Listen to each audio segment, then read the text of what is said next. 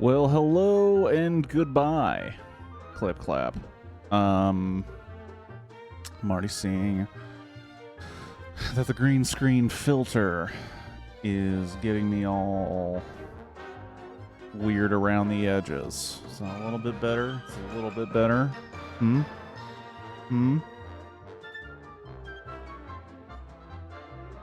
That should be better. I really made a mistake by wearing an orange shirt. That was not the intention. I just put on a shirt that I wanted to wear. Man, Clip Clamp, for reals. I may have to get more water in the middle of this. I thought this was full. It's not full.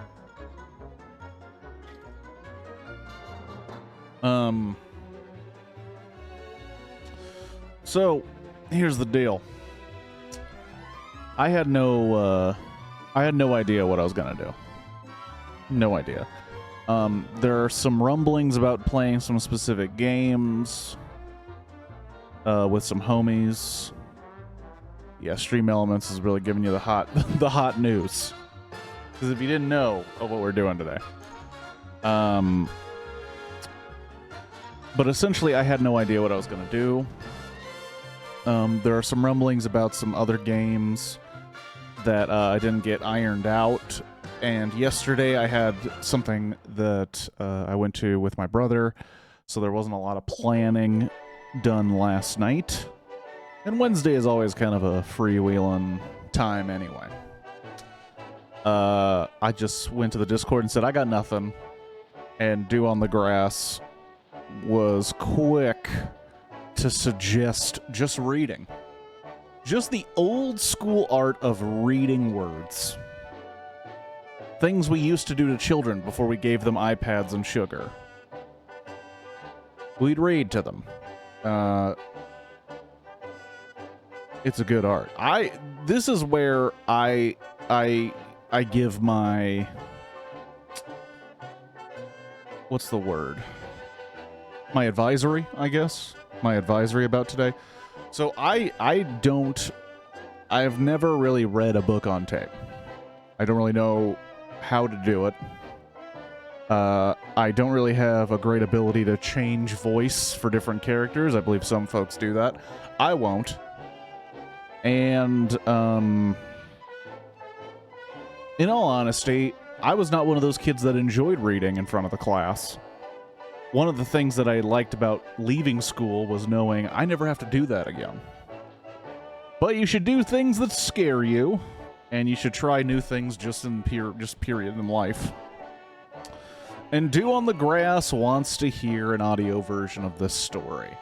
And you know, I would be a jerk to not attempt to give that to him if I have nothing planned anyway. You know what I'm saying? I got nothing. Got nothing in the chamber. So why not give Dew something? Or, if anything, it'll help Dew realize that this is not actually what they wanted. At all. We shall see. If at any point it's just unbearable, I do have an emergency Lego set here. It's cherry blossoms. Shouldn't take very long, but it's something that could go in my flower, my Lego flower collection. I have that for emergencies. I also have Sinners in Paradise. We didn't finish it.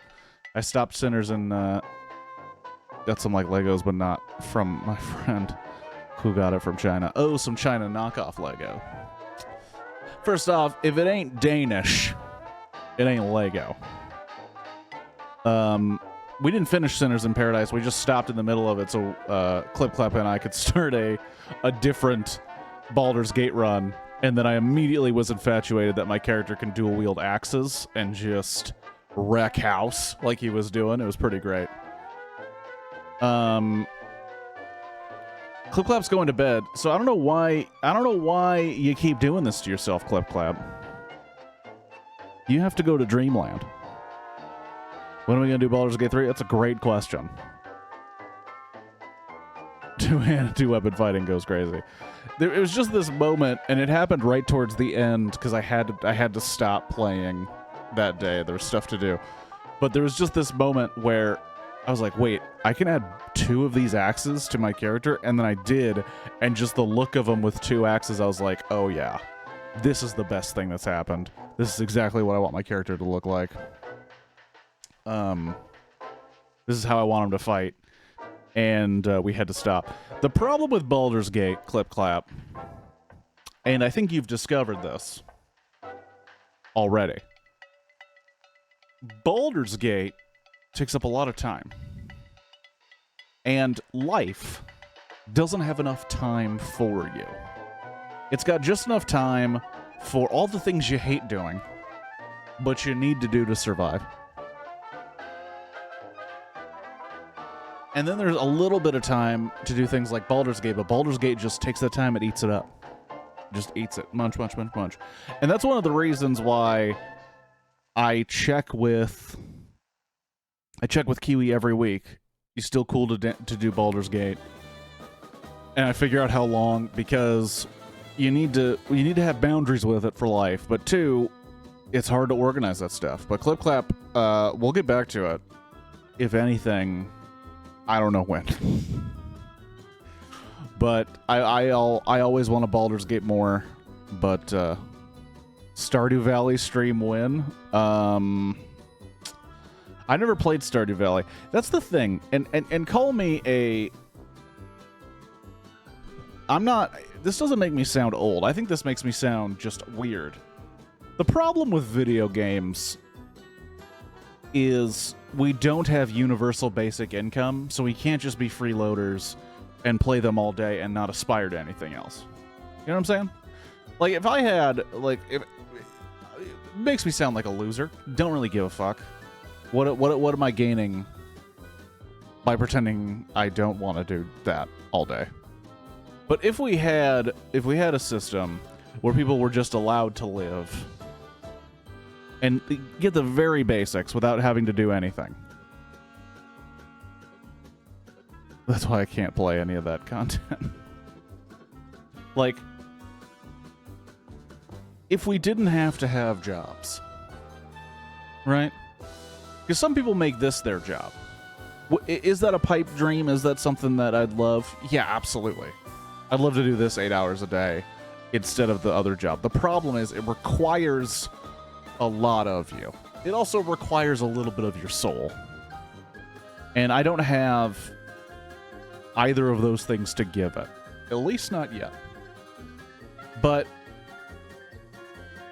if we lived in a way that allowed for you to have all the basic necessities, the bare necessities, if you will, and you could play video games all day, I would play Stardew Valley. I would have gotten Animal Crossing. True, Kirk, maybe lacking in the soul department. No, I have soul. Believe me. If there's one thing I got, it's soul. But I mean, I don't have any to give. For example, I wish to listen to the... I mean, every stream is available on Twitch for 2 months and then goes to YouTube. The archives, which is linked somewhere down below in the About section. But what was I even talking about? Oh, yes. I would love to play a game like Animal Crossing, like Stardew Valley. It would hit all those buttons in my brain of organization, of specific placement, of basically OCD. But I can't do that all day. And I'm terrible without sleep. Absolute ass without sleep. It's impossible for me to do anything. I also just remembered I'm wearing an I Love Wieners hat.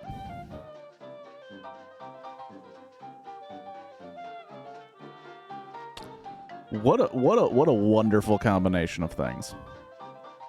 That rant, this voice, and a hat that says I love wieners.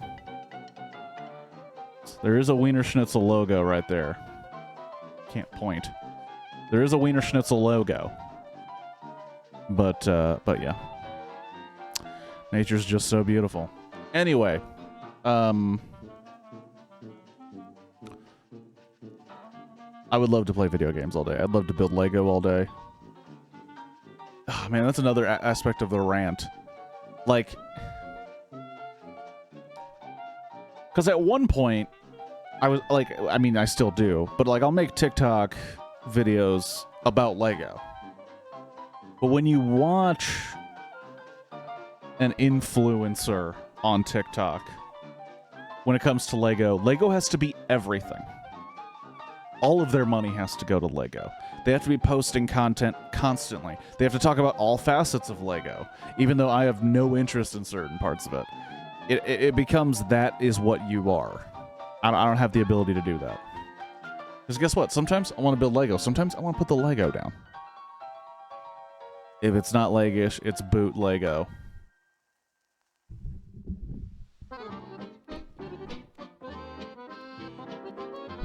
When did you have a child, dude? When did you have a child?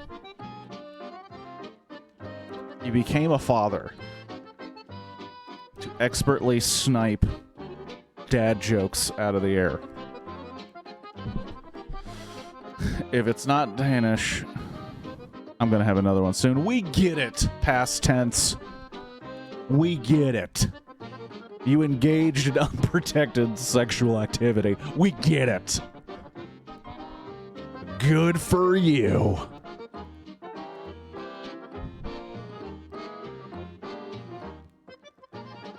All that means, and I don't mean to be mean, I'm kind of a weird mood tonight. I'm supposed to be reading. But all that means, past tense, is that we're never gonna get to record another podcast. You're never gonna get to watch NYPD Blue ever again. Wait a minute. Like, that is future tense. Well, he is past tense. His child is future tense. Next month. Next month, baby coming. Corn grats. Do you know the gender of the child? Or the perceived gender based on their biology that we wouldn't exactly. Girl, hot damn! You got a girl. Congratulations. Yeah. Everybody I know, they have love. They got kids. You know what I got? I got Lego. I got Lego. I got NYPD Blue. I got hats that proclaim my love for wieners.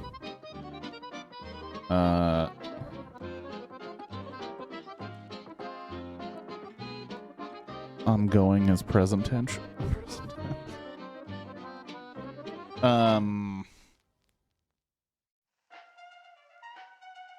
Anyway. I mean, should I start the reading?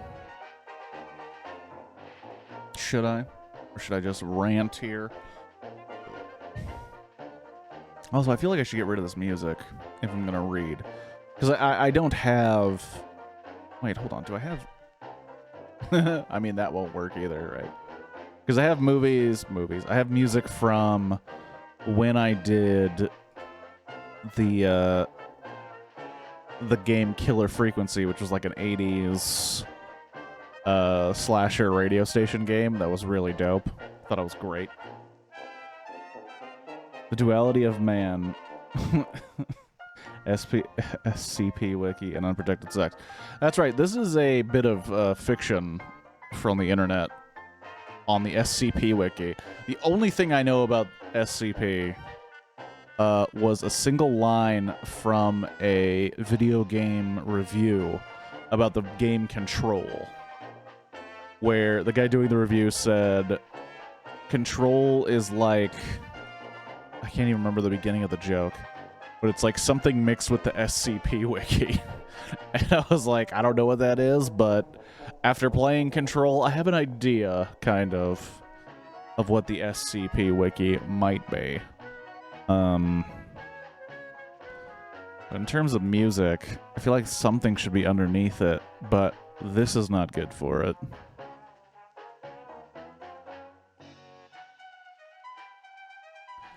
I have just an 80s playlist.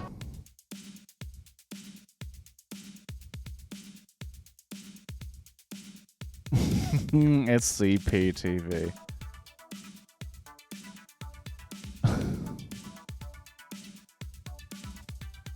You're gonna have so many ideas tonight, and you'll forget them all.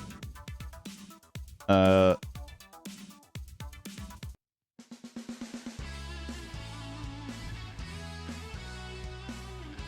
yeah, I basically have all these 80s kinds of songs. Which I was actually really proud of finding to put in that Killer Frequency playthrough, those episodes. And I don't think anyone even noticed them. And it was just played at the beginning and the end of the stream. Little anti-memetics joke for you.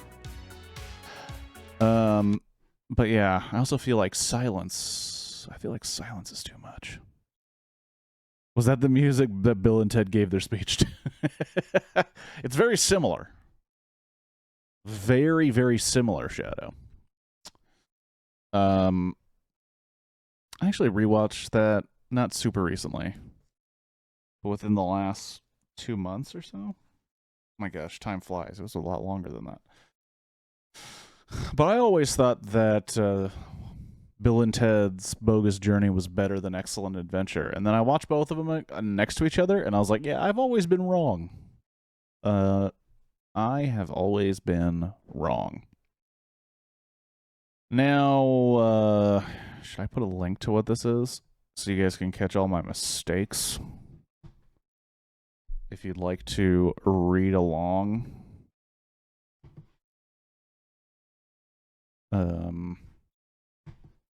There's no porn on this website, right? This is no way it's gonna inadvertently get me banned from Twitch. Right? Right, what? This was a plan all along, dude? You're trying to get rid of me? I told you, duality of man. Oh no, is there actually boobies on here?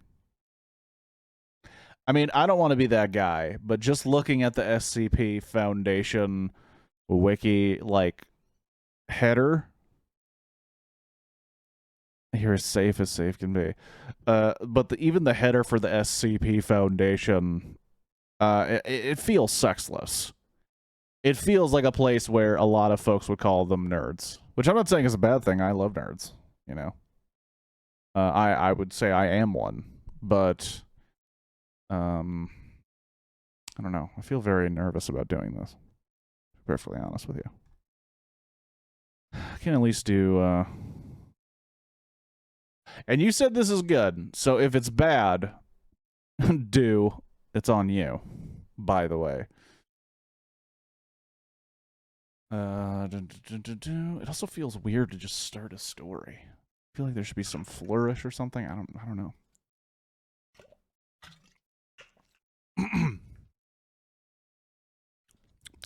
Me. Can I smoke? What? You start with SCP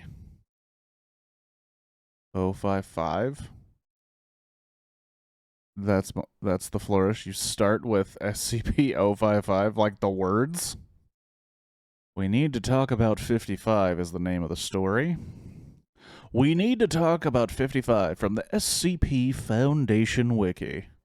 Written by QNTM. Which I'm sure you're supposed to say Quantum. I refuse. QNTM is that person's name. And judging by just the links here, it's in the Tales Hub, the Tales Series Hub, Anti-Memetics Division Hub. We need to talk about 55. Also has a rating of plus 15,076. Not 15,000. 1,576. I don't know if that's good. I don't know if that's bad. Can I smoke? This time the receptionist narrows her eyes at Marion. No, she says. You No. You can't smoke anywhere on Site 200. Just because it's an administration building doesn't mean we don't have lungs or labor law. Marion notices the exasperation on the young woman's face. I've asked you that before, haven't I? Twice in the last quarter hour, the receptionist says. You must really need a smoke. She genuinely puzzled at the repeated question. She's genuinely. See, I'm telling you already. And she's doing a bad job of concealing her puzzlement. You think this is like Memento, don't you? Marion offers charitably. You think I have no long-term memory, and if I stay in one place for too long, I forget why I'm here. Or there, see? The receptionist is only just old enough to remember that film. I guess. Marion smiles sympathetically and shakes her head. It's nothing so simple. Minutes pass. She toys obsessively with her lighter. She is turning 50 this year and slowly graying, well on her way out of petite towards little old lady. In her bag, her phone beeps because it's time for a pill, but she tells it to remind her later. There's a slight tremble in her fingers, but that's not age-based infirmity. That's just ordinary nerves. She's nervous because she's here to meet an O5, and O5s are scary. O5s never want to see you for a small thing. It's the end of the world or nothing. Finally, 40 minutes late, the door to the inner office opens. 4 or 5 high-ranked foundationers. Sorry, that's a word I've never read like that. Foundationers. 4 or 5 high-ranked foundationers spill out, carrying laptops or briefcases. As a group, they head straight past reception and out to cars which are waiting. Marion recognizes a few of their faces. The Site 19 site director. The Site 19 site director. The head recruiter for Western Europe. None of them glance in her direction. Once they're gone, 058 assistant pokes his head around the door. He's 20-something, improbably youthful, like a teenager stuffed into his dad's old business shirts. Balls into one of his dad's business shirts. His haircut is barely I was gonna say recognizable. I don't know why. Apparently I really hate this kid. His haircut is barely regulation. In one hand he holds a tablet computer showing his boss's day planner. It's packed. The man evidently does not sleep. Marion, you can come through now. The office door closes behind them with an unusually heavy mechanical clunk, as if the whole thing is part of a machine built into the office walls. While Marion takes the indicated chair and sets her bag down, the assistant turns and does some confusing additional things to the door, causing it to make several further strange noises. O5s have non-trivial privacy and security requirements. The office is spacious, but somehow contrives to be dark despite 2 big corners of window? Corners of window. That'll be corner windows? The office is spacious, but somehow contrives to be dark, despite 2 big corners of window and broad daylight outside. The walls are all bookshelves and dark wood paneling, perfectly stylish, but a style from the 90s, a little worn, and not yet old enough to be fashionable again. As for the fellow behind the desk, well, an O5 never looks like you imagine. So should I know who an O5 is? Do if you're even still here, or if you already bailed because you hate what I'm doing to your story. But should I, like, if I had done any research on this, does an O5 make any sense, or is that something that's going to be told throughout the story? I probably shouldn't ask and just keep reading.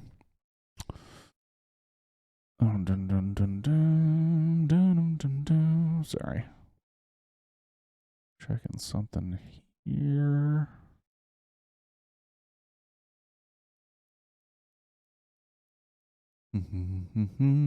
Marion takes a deep breath. So what's the topic? All I got was the meeting invitation, no agenda or subject. I mean, an O5 says jump, you jump, but looking to her right, she notices that the O5s are overseers of the whole foundation. Okay, cool. Rad. Looking to her right, she notices that the assistant, without saying anything or making any undue noise, has set the tablet down on the table, produced a gun, and aimed it at her head. Marion stops talking. She sits still in her chair for a little while, absorbing the change of pace, letting her heart rate rise to a hummingbird's and then start to flatten again. Okay, she hazards. She licks her lips and grips the armrests, otherwise staying perfectly still, waiting for another prompt. The assistant's face is totally neutral now, like this is just how meetings go. Maybe it is for people up here. Who are you? 058 asks her. Marion blinks. What? Oh, God. Let me rephrase, 058 says. Marion Wheeler, 49, with a loving husband and 2 boys in tow, likes camping, hiking, and ornithology. Boring mother with a perfect airtight background in financials, as far back as we can examine. And you've got full foundation credentials, which we've never issued, including access to a list of installations and rooms which some of the locations don't exist or were torn down decades ago. At least one hasn't been built yet. Yet you've got the front door key to it. That's before we get to your SCP access control lists, which I can only term as egregious. So you're a spy, and your objectives are maligned with ours, and Clay wanted to cut XI3 loose on you. But I was able to bring him around. I talked him into a face-to-face. I thought there was a slim chance that I've locked you in a bomb-proof room and asked politely. You'd have the good sense to spare yourself the rest. Marion had long since stopped listening. You dullard, she says. Now she can finally speak. I'm your chief of anti-memetics. We don't have an anti-memetics division, Clay says. Yes, you do. We do. 058 says we have a memetics division. Telecontainment division? Telecontainment division. Fucking words. We have a memetics division, a telecontainment. Yeah, that's what it is. Telecontainment. Just it seems like one of those words like edutainment that I hate saying. Telecontainment division. Fire services. Ops A, Ops B, personnel, D personnel, and 2 dozen others. D personnel is dick personnel. We don't have an anti-memetics division. Do we have an irony division? Marion asks. She hesitates, hopefully. No. All right. Well, try this. Why don't you think the anti-memetics division would show up in the listing? That's just a cover story, Clay says to 058, not taking his eyes off Marion. It's a good one, but she's had it worked out in advance. Clay lose the peace, says the 05. Grudgingly, Clay does so. Marion relaxes fractionally. That is the word. Marion relaxes fractionally. There are SCPs with dangerous memetic properties, she says. There are contagious concepts which require containment just like any physical threat. They get inside your head and ride your mind to reach other minds, right? Right, 058 says. He could name a score of SCPs fitting this description without even thinking. There are SCPs with anti-memetic properties, Marion goes on. There are ideas which cannot be spread. There are entities and phenomenon which harvest and consume information, particularly information about themselves. You take a Polaroid photo of one, it'll never develop. You write a description down with a pen and paper and hand it to someone, but what you've written turns out to be hieroglyphics, and nobody can understand them, not even you. You can't look directly at one, and it won't be invisible, but you'll still perceive nothing there. Dreams you can't hold on to, and secrets you can never share, and lies and living conspiracies. It's all contextual subculture of ideas consuming other ideas, and sometimes segments of reality, sometimes people, which makes them a threat. That's all there is to it, really. Anti-memetics, anti-memes are dangerous, and we don't understand them. Therefore, they are part of the problem, hence my division. We can do the sideways thinking that's needed to combat something which can literally eat your combat training. 058 stares back at her for a long moment. Clay fidgets, disliking and distrusting the story, but the 05, seems more open to the concept.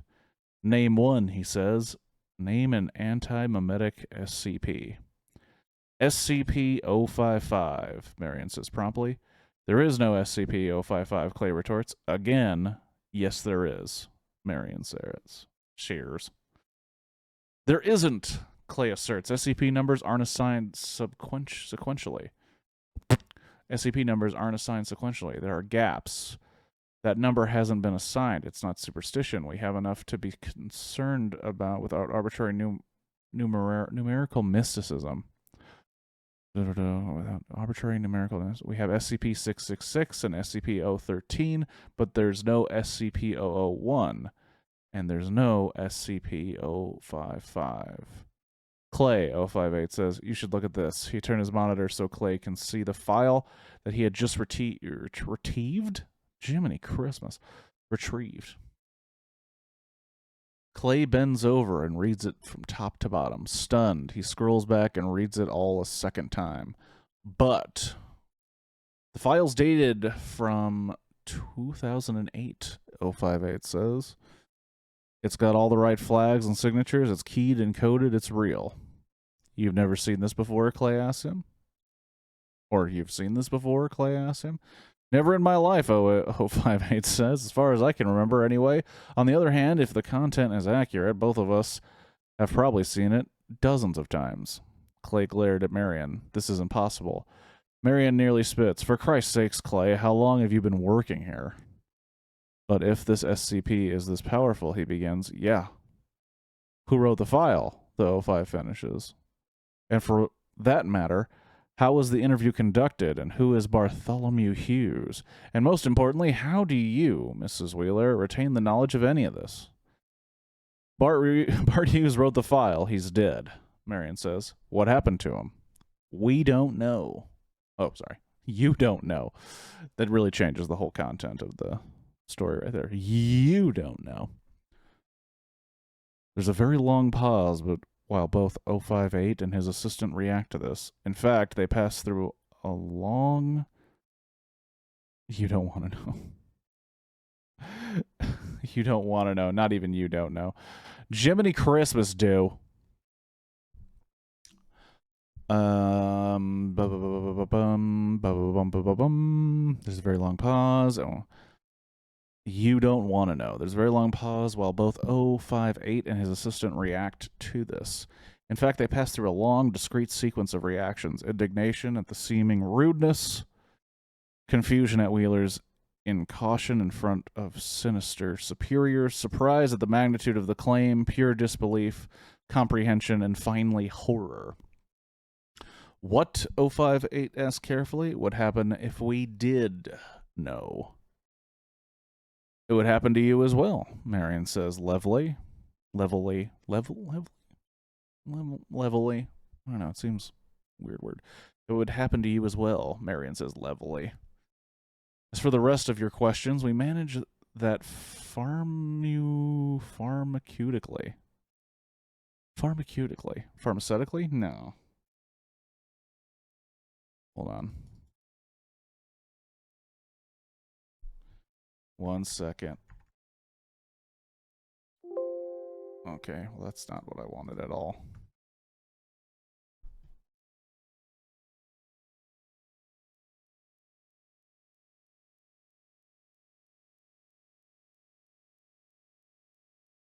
Pharmaceutically. Yeah, it's pharmaceutically. All right. I was right. Anyway. And then I lost where I even am. Good thing I highlighted it. It would happen to you as well, Marion says levelly. As for the rest of your questions, we manage that pharmaceutically. You know, we have Class A amnesthetics. People who badly need to forget things. Of course you do. Who could forget about Class A amnestics? Fuck it. Well, in anti-memetics, we have a different pill for people who need to remember things and would otherwise be impossible to remember. Mystics class. W, X, Y, and Z. Same Greek word for... No. See? I knew this. Mnemonic. Nestics. The M is silent. See? Right there. In her bag, the phone beeps again. With a nod of approval from O5, Marion reaches into her bag and turns her phone off, acknowledging the prompt this time instead of postponing it. She pulls a blister pack from another pocket and pops a pill out. It's hexagonal and green. She holds it up and is satisfied to see a flicker of recognition in 058's face. He's beginning to put it back together. Marion says these are Class W Nestics. The weakest, suitable for continual use. 2 pills per day. Go down to the site pharmacy and ask. The pharmacist will claim they don't stock any such thing. They're misremembering. Tell them to double check. 058 sighs. And now I think I get it. I see why you were having this conversation at all. Yes, Marion says. Popped a second pill out and handing it over to him. It's because you missed a dose. You're supposed to be on those. Same as me and everybody on my staff. It's the only way we can work. You forget to take a pill, and then you forget all the information that the pills were helping you retain. You forget why you were taking them, who gave them to you, where to get more. You forgot about me and my entire department, and now I have to bring you up to speed. And I have to take this, 058 says. I'll remember this whole conversation, and we won't have to have it again. Hopefully, if I take this. Hopefully, if I take this, I'll remember the whole conversation and we won't have to have it again. Hopefully not, Marion says. Clay pipes up. Should I be taking those? Sorry, kiddo, 058 says. Need to know. Maybe when you're in 05 yourself. He swallows the pill. Marion swallows hers, too. So what is SCP-055? 058 asks. SCP-055 is nothing, Marion says, now relaxing entirely. SCP-055 is, as described in the file, a powerful information autosuppressor. As far as experimentation has uncovered, it can only be defined in negative terms. We can only record what it isn't. We know it isn't safe or lucid. We know it isn't round or square or green or silver. We know it isn't stupid. And we know it isn't alone. But what we do know, and we know it isn't alone, but what we do know is that it's weak. It's weak because it's the only anti-memetic agent in our possession which has a physical entry in the files. We have paper records of the thing. We have containment procedures. It's not safe, which means it's dangerous, but it's contained. 058 blinks. You have procedures where? Marion points at her head. Then how many other anti-memes are there? How much are more dangerous do they get? 10 that I know of, Marion says. Statistically, probably at least 5 more that I don't know of. This does not count anti-memetic entities freely roaming the halls, not under containment. There are at least 2 in this room with us right now. Don't look. I said, don't look, it's pointless. Sorry, it got real shouty there. I thought that was funny. Don't look, I said, don't look, it's pointless. 058 does an impressive job of controlling himself, keeping his attention focused on Marion. Clay doesn't fare so well. He quickly sweeps the whole room, even checking behind his back, making an ass of himself, essentially. He knows nothing. He looks baffled. Or he finds nothing. He knows nothing, too, but he finds nothing, and he looks baffled. There is an invisible monster which follows me around and likes to eat my memories, Marion explains patiently. SCP-4987. Don't look it up. It's not there. I've learned to manage with it. It's like a demanding pet. I produce tasty memories on purpose so it doesn't eat something important like my passwords or how to make coffee. And what's the other one? Clay asks. With another nod from 058, Marion goes to her bag again. This time she pulls out a gun and shoots Clay twice in the heart.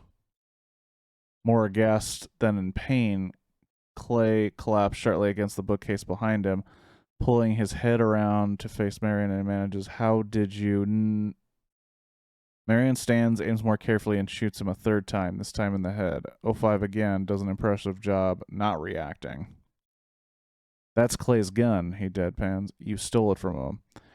It's tricky to steal a firearm this heavy from someone without them noticing. Marion explains, unloading it and carefully setting it down. But stealing a firearm and then stealing their memory of the theft is a little easier. Like I said, a pet. Some pets are dumb enough that they can be trained. Yes, 058 says evenly. That much I guessed, but why? Because you were supposed to be taking Class W Nestics, Marion says. You can't skip a dose of Class W Nestics. I've tried. You can postpone a dose, but you can't forget unless someone actively prevents you from taking it. There's only one get close enough for you to do that. Close enough to you for you to do that, and that's your assistant. And remember when I asked how long he'd been working here, he didn't answer. I thought you were being rhetorical. He doesn't work here, Marion says. He's an anti-meme. Since when do you have an assistant? You don't have an assistant, Brent. Look at this office. It's got one desk. You have a receptionist. You got a receptionist outside. She's the one who screens your calls and schedules your meetings. Where does Clay even sit? Where does he fit? Don't blame yourself. You're human, and these things are redaction incarnate. You need to think like a space alien to get around them. 058 asks a question which, in any other workplace, would be absurd. Is he dead? Maybe, Marion says. I can put his corpse in our research queue, and we'll see what we can when we open him up. There's a duality here, though. They're like parallel universes sharing the same space. It's conceptual versus concrete, figurative versus physical. It's very unusual for things to cross over. I don't know what Clay was, but he had a human body, which instantly makes him weird, even by our standards. As ever, the search for stalemate continues. I will let you know if we get any closer. Any side effects of these pills, 058 asks? Nausea and dramatically increased risks of pancreatic cancer, Marion says. And very bad dreams. Huh. That is an interesting thing. So it's the idea of, like, I was going to call them thought boogans.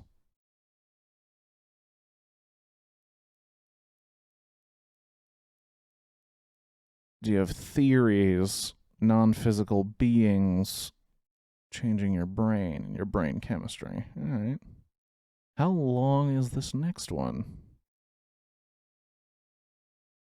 Let me see here. Holy crap. This one is much longer.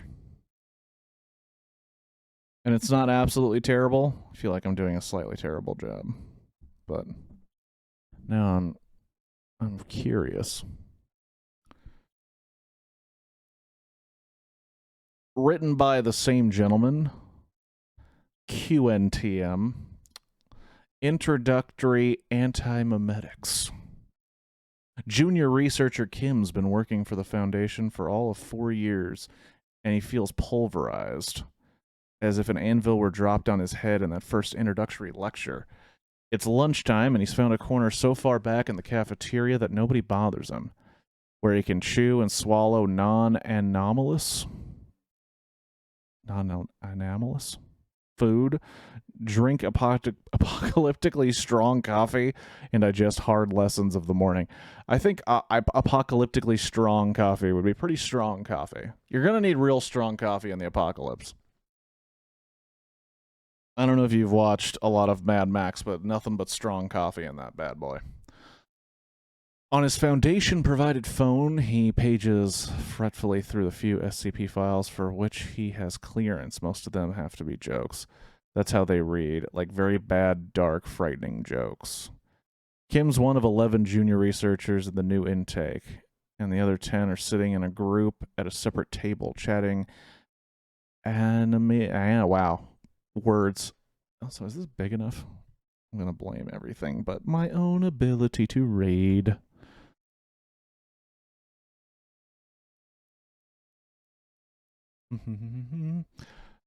Kim's one of 11 junior researchers in the new intake, and the other 10 are sitting in a separate group at a separate table, chatting animatedly to one another.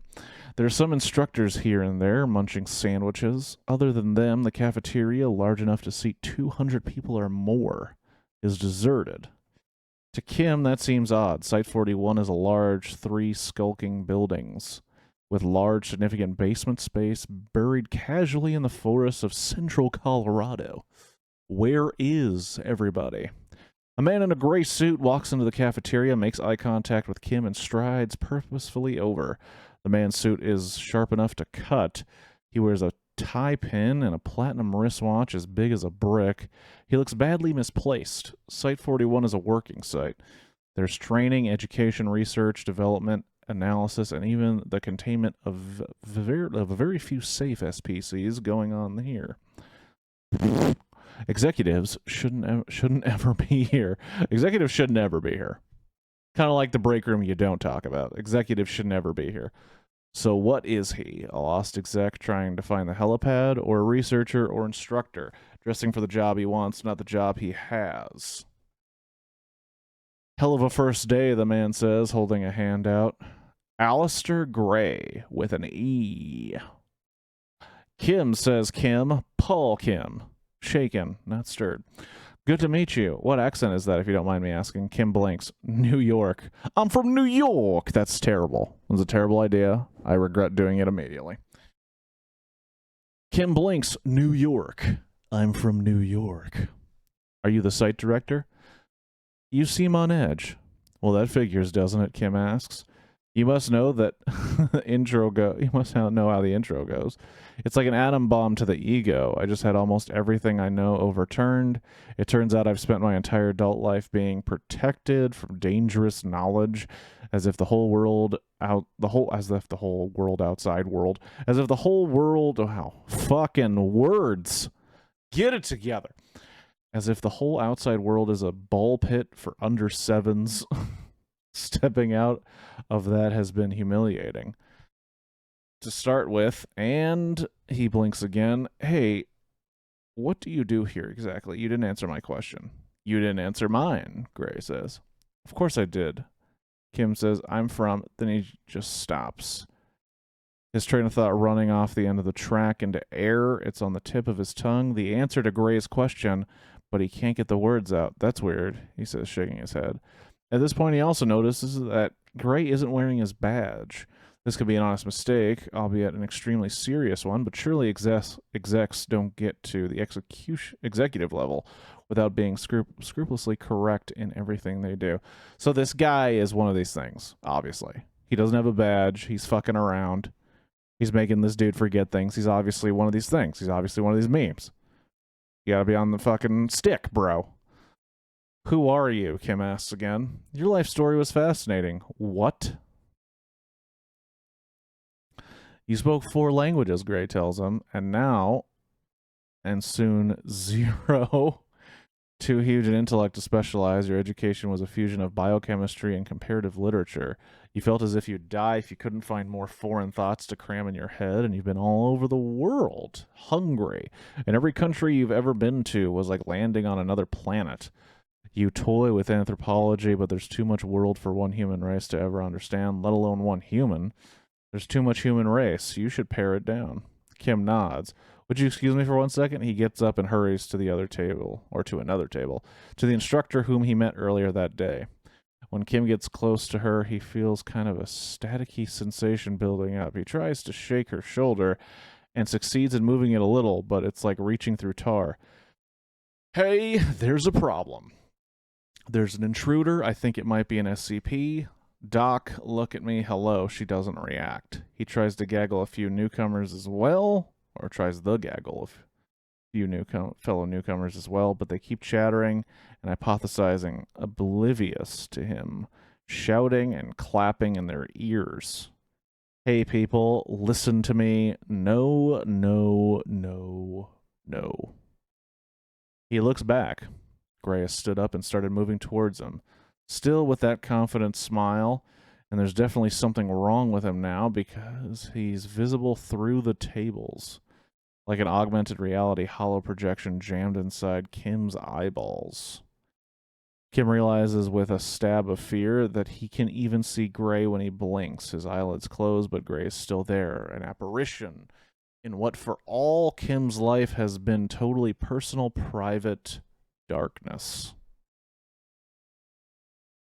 The only way he can avoid seeing Gray is to turn away, and even then he feels it like a radioactive prickling in the back of his eyeballs. Kim tries to phone one of the newbies. The phone in the newbie's pocket rings, and other than that, nothing happens. Nobody reacts. It does this. That doesn't make sense, Kim says. Do you remember your father? Gray says. I never knew my father, Kim says, edging away. My mom raised me. Gray's white smile is a fixture. These people love your perspective. These people loved your perspective. They were going to put you to work on anomalous anti-memes, but they don't remember you exist. You don't exist. Kim says mainly to himself, there aren't any dangerous SCPs on this site. It's a safe site, so either you're not dangerous or nobody knows you exist. And if nobody knows you exist, then that means you're either brand new or you're... What's an anti-meme? Hell of a first day, Gray says. Are you sentient? Kim asks. You seem on edge, Gray says. Kim bolts, exits the cafeteria, turns a corner, and runs 10 or 11 paces down the corridor to where there's an elevator. He stabs the down button and waits. The elevator door is highly polished, reflective. Kim catches sight of a face in the mirrored surface and nearly falls over with a shock. Because it's his face, because it's a face he's never seen before, and it's apparently his own. Jesus, oh no, no, no, he babbles. What the hell, what the hell? Gray comes around the corner, still only strolling, just as the elevator cracks open. Kim dives in and punches the lowest floor, basement level 8. It's instinctive, although he could rationalize the decision in retrospect. He can't just get in his car and drive. It's better if Gray stays on site than if he's set loose in rational reality.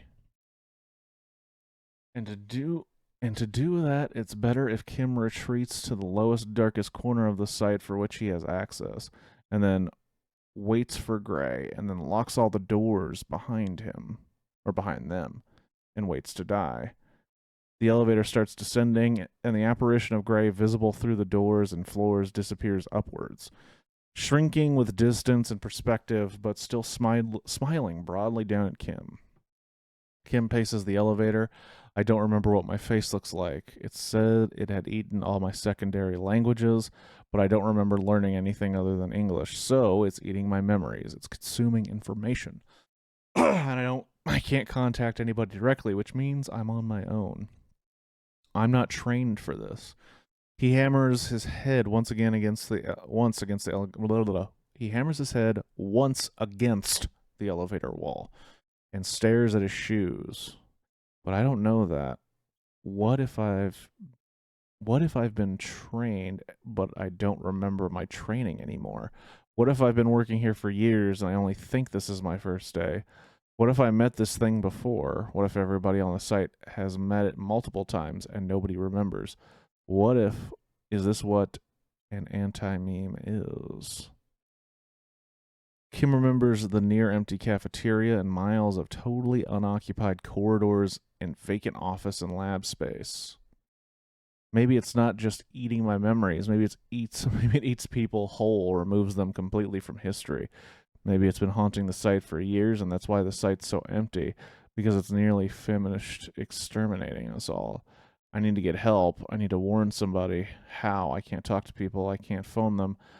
I should write an SCP. But surely someone's already thought of that. He pulls his phone out. He pulls out the listing. Nearly 10,000 SCP entries. 100 of them are tagged antimemetics alone. Kim clears his mind. Gray with a E, Grey, 4739. SCP 4739. Keter. Object class, Keter. Special containment procedures. I'm disregarding the format because time is a factor. If you're reading this, you've already been isolated from the Foundation at large. Attempts to signal for help are futile. You are now inside 4739's gullet. After ingestion and prior to digestion, you will need to get to lab SO41BO8053 as soon as possible and continue the research until you find a way to stop or kill Gray before it kills you. Don't read the rest until you're in the elevator. At the moment the elevator opens, at basement level 8, Alistair Gray is waiting. Still smiling disarmingly, he steps forward. Desperate, Kim hurls the phone overarm at the creature's forehead. It's a solid chunk of metal, and it's a dead hit. Gray reels backwards and cracks his skull against the wall. By the time he recovers, Kim is out of sight. Herring? Herring? I don't know if I've ever used or heard of this word. Herring, because is it supposed to be herring? Hold on. It's time to learn a new word today. Herring. Okay, it's telling me who Keith Haring is. It's not what I'm asking. Oh, to run with... Oh, to hair. Okay, I guess that makes sense. Herring. All right. That makes a lot of sense.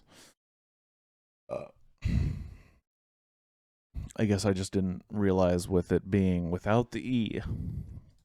But it's like a rabbit. You're herring away. Just desperate, Kim hurls the phone over on creature's forehead. It's a solid chunk of metal, and it's a dead hit. Gray reels backwards and cracks the skull against the wall. By the time he recovers, Kim is out of sight, herring away down the left corridor, just echoing fading footsteps on concrete. 2 45-degree turns, and room 53 is in sight, the door at the farthest end. It looks like a submarine bulkhead. Kim spots the keypad from way out. 4 digits. He tries 4739, and it works first time. The bulkhead mechanism takes agonizing seconds to open. Come on, come on, come on!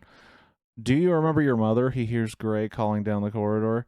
I never knew my parents. I was an orphan. Kim hisses under his breath. For a split second, he wonders what Gray might really mean by that, but he doesn't have time to dwell on it. The bulkhead opens. Kim slides in and pulls it closed behind him, locking the mechanism up again as if that will buy him even 1 second. The lab inside is sizable. Windowless, of course, and stacked to the ceiling with a jumble of equipment which Kim hardly recognizes. There are pieces of thick, shattered glass underfoot. In the corner there's a computer terminal locked. Kim unlocks it, and there's the same entry waiting for him. SCP-4739 is a powerful, slow-acting anti-memetic kill agent, taking the appearance of a male Caucasian business executive calling itself Alistair Gray. SCP-4738 is attracted to dense clusters of organically stored information.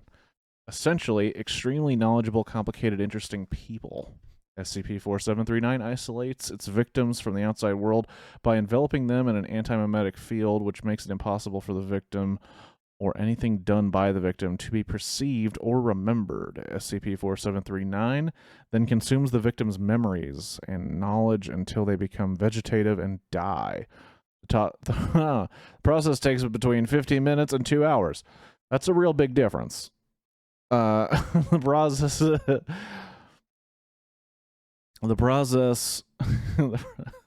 process takes between 15 minutes and 2 hours and is described as being like Alzheimer's disease and fast forward.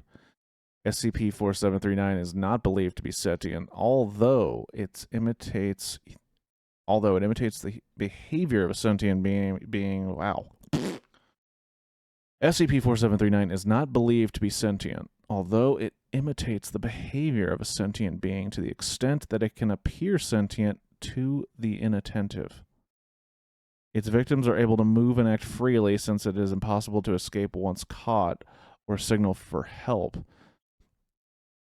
Communications such as written notes, graffiti, and electronic mail do not get sent and persist in reality.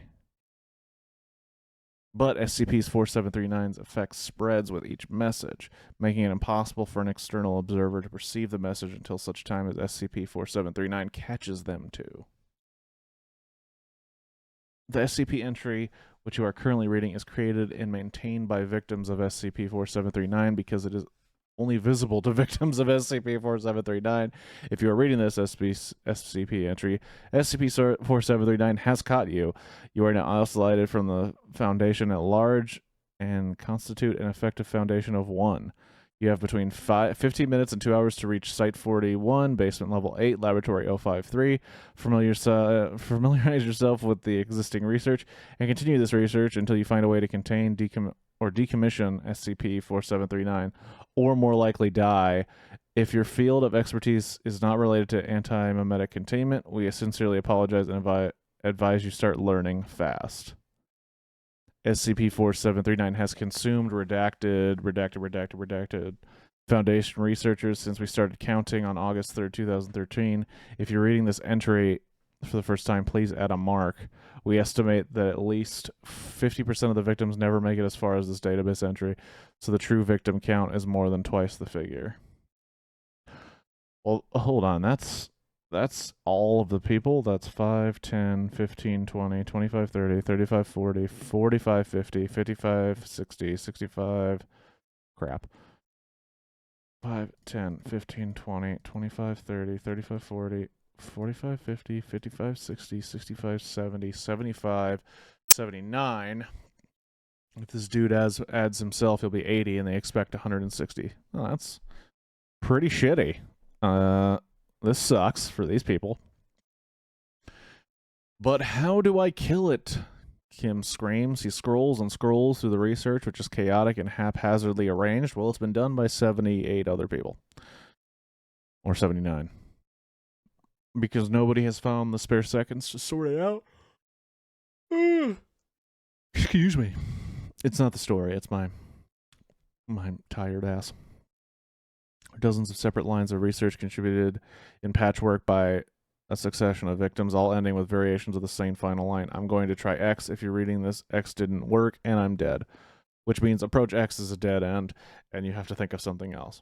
He reads, nobody has succeeded in physically engaging with Gray. Nobody can stall it, evade it, slow it down, reason with it, or redirect it to some other target. People have tried poisoning their memories with indigestible ideas, drip feeding their memories to Gray to slow them down, replacing their memories faster than Gray can eat them, and force-feeding Gray too many memories at once to overfeed him and blow him up. They've tried committing suicide by Class A anesthetic overdose.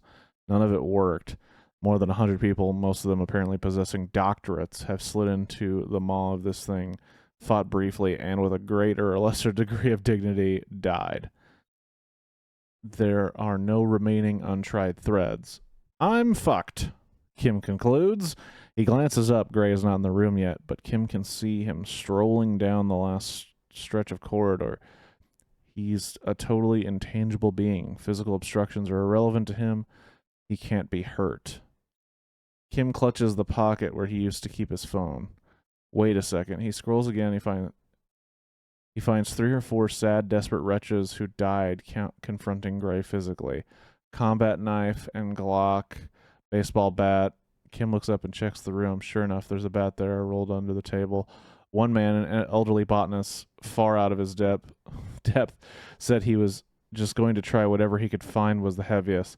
That explains the shattered CRT television and the light layer of thick glass on the floor near the bulkhead. There's even CCTV footage of the botanist's attempt. He accomplishes literally nothing. Gray is a holographic ghost, and the CRT drops right through him, imploding when it hits the floor at Gray's feet. The botanist spends the rest of the video running time huddled in the corner, gradually losing his mind while Gray watches placidly. The difference being, Kim realizes with his eyes boggling, the phone is a solid brick full of information. And before me, nobody tried using information as a missile. I don't know why. That kind of feels like beating the enemy with the power of friendship a little bit, but we'll see. We'll see what happens. Kim searches for experiments, several of them scattered, where the victim tried to divert Gray into a different data source. The general idea seemed to be to overload Gray by pointing him at something containing too much information. The internet, or a terabit feed from a live particle accelerator experiment, or a stack of hard drives containing the first few quadrillion binary digits of pi. But nobody could figure out a way to distract Gray's attention prominently. Words. Prominently placed screens full of data he would ignore. Data beamed at him electromagnetically, radio or laser had no effect. And nobody could figure out a way to tunnel the information in through the victim's mind as extra memories. It was written off as impossible closed as a line of investigation. The hard drives Kim finds are right there on the workbench next to the computer. It's a half-rack unit, a cubinal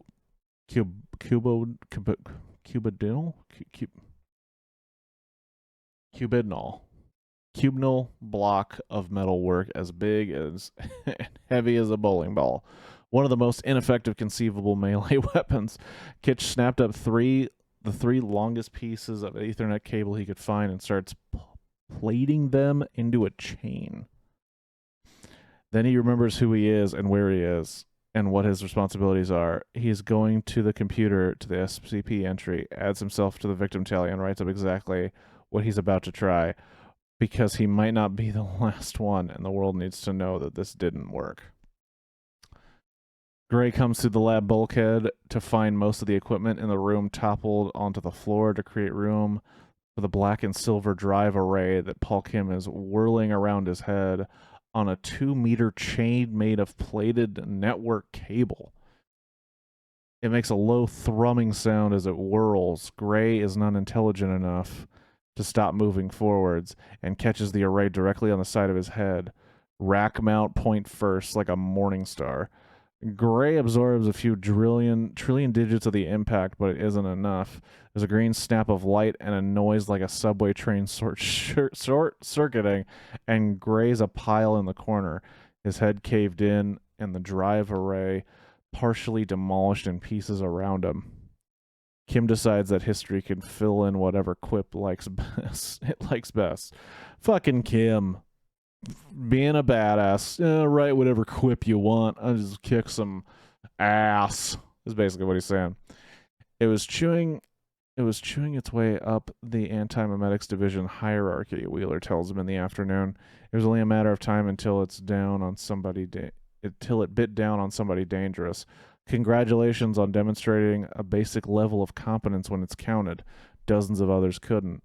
Kim still feels rattled, but the shock is dissipating faster than he'd expected. Marion Wheeler, it turns out, is the anti-memetics division chief. She is Kim's new boss. I want to say it was dumb luck, Kim says. I want to say that I just threw my phone. It was instinct. It was muscle memory. It was my first day, and I got lucky as hell. I want to say those things, but I'm sitting here and turning those statements over, and none of them would be true, would they? Wheeler waits expectantly and says nothing. You're not my new boss, Kim says. You're just my boss. This isn't my first day at all. I've been working here for, it must be over a decade, right? I think I've been a professional anti-memetics researcher since at least the mid-2000s, and it's just that the first thing Gray ate was my memories of everything past the first day. And even then, I see very little luck in what happened today, Wheeler says. Instinct and muscle memory are just deep forms of training. Like I said, a basic level of competence, an ability to piece your own life and all of your past knowledge together faster than nearly anybody else.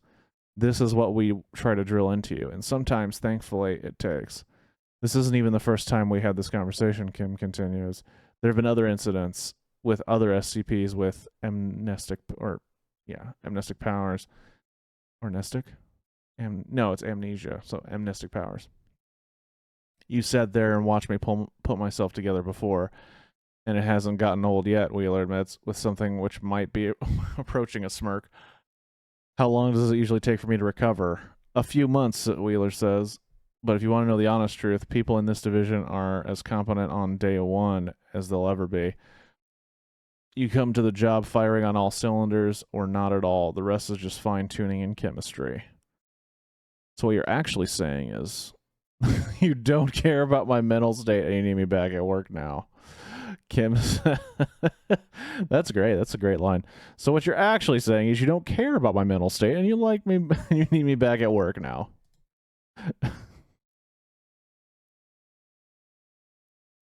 That's the phrase everybody thinks when they get a message on their day off from their boss. So so what you're actually saying is you don't care about my mental state and you need me to get back to work now.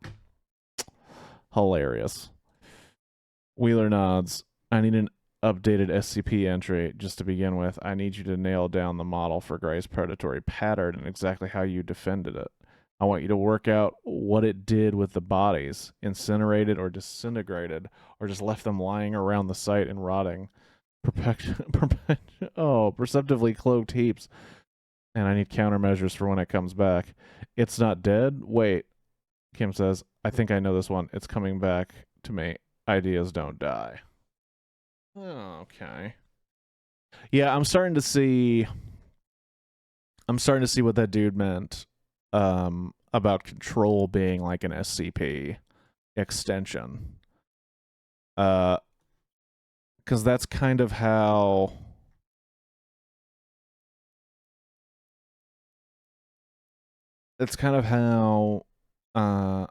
that worked too. Like, it had a bureau of all these like weird inscrutable objects that did crazy shit, and you were suddenly the boss of it. Okay, I'm starting to see. I can see why. Control's pretty good. I will say it has... It's actually one of the first games I played on stream, like 4 years ago. It's pretty good. It just has kind of a weird tone shift, in my opinion, because it's a game where, much like this, it's a lot of like conspiracy, redacted files, a lot of we don't know what's going on here, incidents in different parts of the country, and one of these incidents is taking over the entire office. The office itself changes. It's like built on one of these phenomenon, so the office itself is a phenomenon that changes, and people sometimes get hurt because they're not paying attention to how the building is changing, but now it's under attack by a different force. But because it's also a video game, they had to come up with gameplay. They had to come up with a gameplay loop. They had to come up with gameplay mechanics. And what's up, Squirtle? Best hat. Thank you, Squirtle. But yeah, Control, like, they had to come up with mechanics, so you also have, like, one of the artifacts is just the gun you have that could also act like other guns. It's weird. It's very strange how this very, like, X-Files-y, Twilight Zone-y crazy story just has gun gameplay. I don't know. Like, it seems like you could have come up with something a little more creative than that, but it's also a video game, and I don't know. I really dug it. I do think that the Control video game would also make like a good streaming show, because it is very like X-Files-y. Like, you could have people who work at that. It's called the Federal Bureau of Control. You can have people that work at that place who encounter crazy stuff.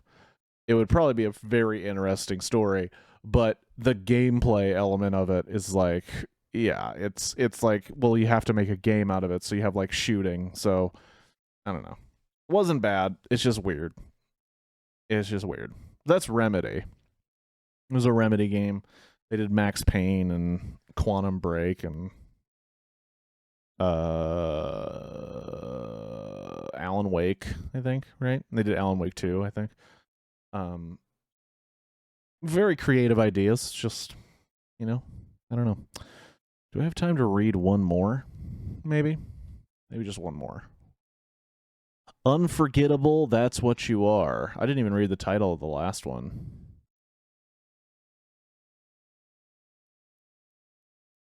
Introductory Antimemetics was the last one.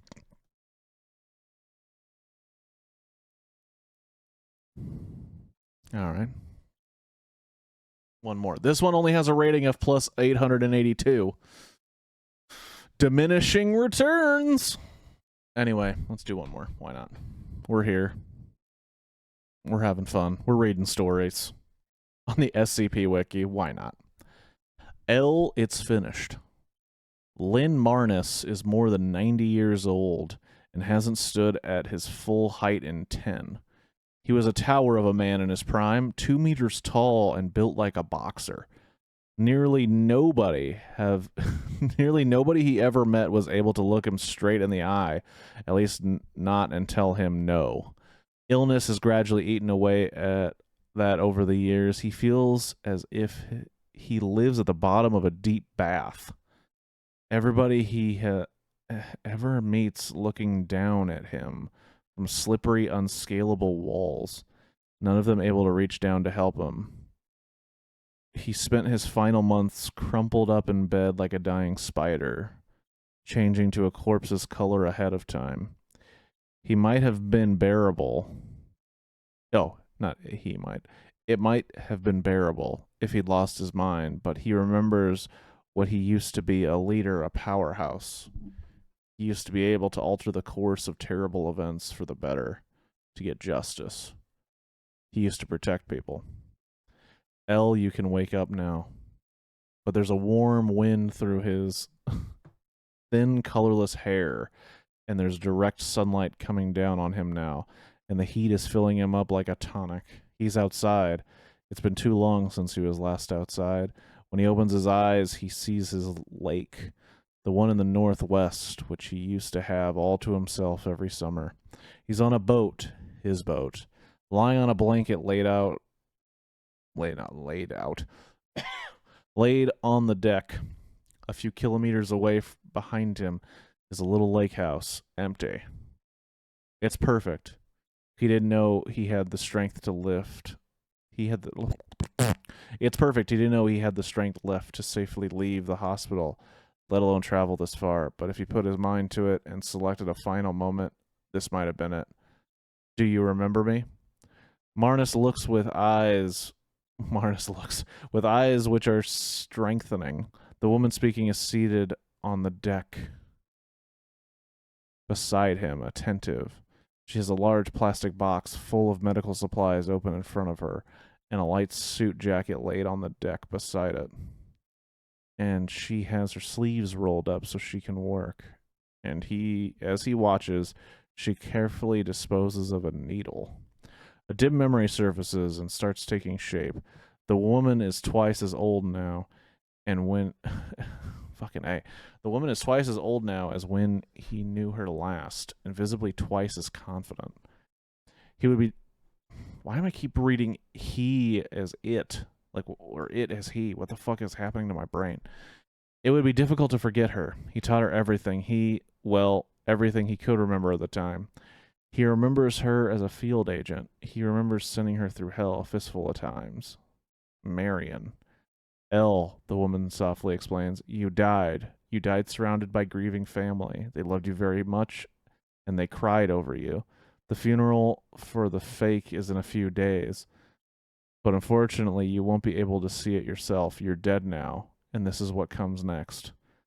Marion Hutchinson. Marnus feels good. Marnus feels gold spreading through his bones. Miracle juice. It's Wheeler now, but she doesn't correct him. When you retired from the Foundation, L, we did what we do to all of us who retire. What all of us agreed to when we sign up. We gave you some medicine which made you forget. As you stepped out of the door for the last time, all the work you did for us, great work, which saved lives, evaporated away, and your cover story sealed over those years became reality. That's why you spent your whole retirement believing you were a former section chief at the FBI. It's what you wanted. It's what we wanted. It's what you agreed to. But you alone agreed to something else as well, and you must be starting to remember now what that something else was. I've injected you with a serum which throws the human aging process into hard reverse, and it affects everything. Organs, tissue, memories. You'll be coming up to it soon, remember? Yes, Marnus croaks, remembering dizzy. You signed over your final 12 hours to us. You asked for a full and happy, well-deserved retirement, but now, for the last day, you work for us again because of one particular job. I have it in writing here. You see, do you recognize your signature and mine? I witnessed. Yes. Do you remember who you are? Dr. Lynn Patrick Marnus of the Foundation, he says. Anti-memetics division founder. Wheeler smiles with relief. It's good to see him again. We need some memories from you, she explains. Memories which nobody else in the world has access to, which are buried so deeply that we can't extract them without killing you. So this afternoon, that's what we're going to do. We're going to extract those memories, and once we're done, you will be dead. Marnus has already begun to regress to the time when he himself set the wheel in motion. He remembers very clearly discovering the mystery in his own head, the blank spots which he couldn't explain and couldn't safely access with any kind of chemical or physical technique. He remembers deferring the mystery until now. What happened to 1976, Wheeler asks. Or what happened not what happened to the entire year of 1976. What happened in 1976, Wheeler asks. Marnus sits up. His skin is beginning to clear and his breathing is improving. He feels as if his brain is cleaved in. Wow. He feels as if his brain. Goodness gracious. He feels as if his brain is cleaved in two by a wormhole, such that his eyes are focusing on different time periods. In his right eye, he sees the lake and the boat he's dying on. In his left, he sees a collage of electrifyingly familiar past faces and places. Bart Hughes with his grin and thick glasses and baby face, looking like some kid dressed up as a Foundation member. The original Site 48 crew. Great text, but a hopeful excuse for a softball team. Hopeless excuse, not hopeful. They're not good at softball. They're a hopeless excuse for a softball team. Young Marion with a steel-strong nerves and a mind like a laser. Suits and lab coats and MTF operatives, and everywhere paperwork and floods of serial numbers. He starts to speak. 1976 was the year he founded the division. He brainstormed the whole thing in one legendary week, hammering out the science and then distilling the first chemical, Nestic, which, with the help of a hand-picked trio of assistants, the first anti-memetics... Wow, I've been saying the word a lot. Why can't I remember it now? Anti-memetics researchers. No anti-memetic SCPs have ever been observed up to that point. The entire operation was a shot in the dark, and yet the team immediately struck gold. Passive black holes of information, active predatory infovers, unrememberable worms which covered the human skin like dust mites, contagious bad news, self-sealing secrets, living murders, Chinatowns. Wheeler wonders if there might be something more serious awry with Marnus's head. His version of events is hopelessly romantic. In Wheeler's experience, nobody looks back on Foundation's work, Foundation work fondly. But it was all too fast, Marnus says. Special containment procedures take time to develop much more time than I took. The Foundation as a whole acquires about a dozen new SCPs annually. I found that many in 1 year. Essentially single-handedly. It was too easy. It was as if I knew it already and was just catching up. And then one day I realized I couldn't remember my life before anti-memetics. I knew I'd been a Foundation officer for decades prior. That was where I got the authority to start my own division, but there was nothing else there. It was a wall in my mind, which even Nestix couldn't get me past. I went to the paper archives and looked at my own personal file, and Marnus trails off, not because he'd forgotten what to say next. It's deliberate. The trailing off is exactly what happened. You woke back up at your desk half a working day later, remembering nothing. You went through the loop a dozen times before someone realized that what was happening, and broke you out of it. Wheeler knows all of this. The file still exists, and the anti-memetic effect still clouds the back half of it. All of this would be over in a second if any of that back half could be read. Marnus goes on. When I assembled the evidence, what I found was, well, a hole, like a jigsaw with only the edges and corners. So I did the only thing I could do. I looked at the shape of the hole, and together with Bart Hughes and others, I formed a theory. This is not the first anti-memetics division. Before 1976, there was another one. It was part of that. I was part of that division, possibly. I led it. Certainly, am the only known survivor of it. Something happened to that team. Some anti-memetic force chewed up and swallowed the idea of the anti-memetics division itself.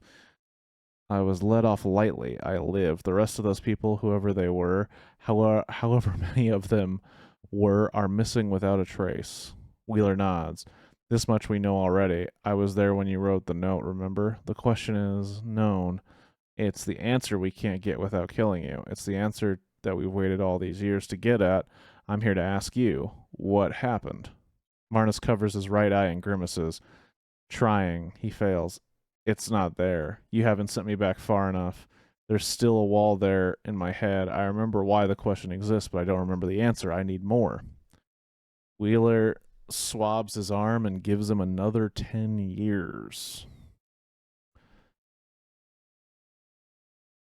Marnus?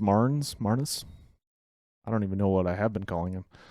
Marnus seems like another man once the second X dose takes effect. Wrinkles are sliding back up into his face. Muscle mass is returning to the limbs. But it takes Wheeler a second to realize the real reason why. She just booted him back across the field desk agent transition. Marnus has regressed a little way past senior management to the realm where most problems were solved by saying the correct words, and into the time where he survived through physical fitness, situational alertness, and hands-on experience. Marnus gets to his feet for the first time in years. He scans his surroundings, examining the placid golden lake and the sky and the boat itself. He doesn't sit down again. He smooths down his hospital gown, wishing he had a sweater, and separately some fishing gear. He brushes a hand through new old hair. His sideburns are back.